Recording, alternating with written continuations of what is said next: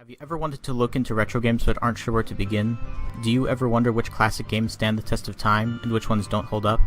These are some questions that have been bothering me for a while now, and I think it's about time to do something about it. So I'm going through gaming's history one game at a time to find the best games of all time. Welcome to the Gaming Archaeologist.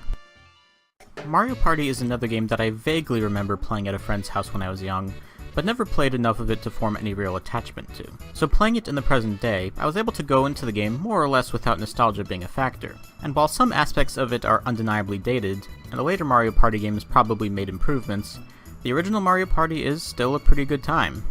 Mario Party functions more or less as an elaborate board game, with characters, items, and worlds based around the Mario universe. While your exact objective can vary depending on which map you're playing on, the goal is always the same.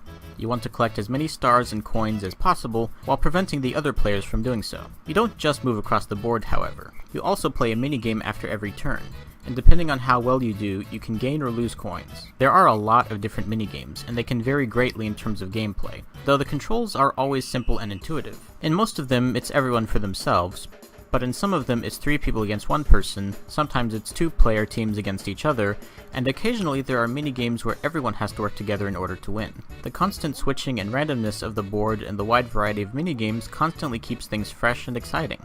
My only real issue with Mario Party is that it focuses a bit too much on chance. When it comes to this sort of thing, you usually want there to be a mixture of skill and chance at work, so that more skilled players on average will do better, but lesser skilled players still have a shot at winning. But I think Mario Party leans a bit too heavily on the chance side, and while skill is still important, in the end it actually isn't as big of a factor as it should be when determining who is going to win.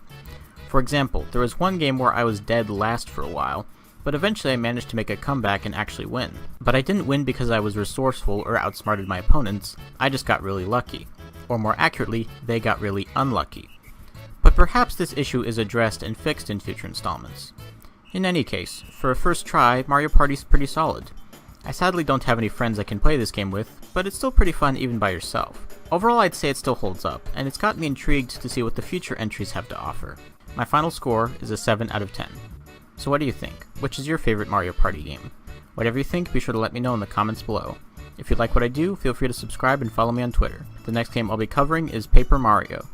Thank you for watching, and I will see you in the next one.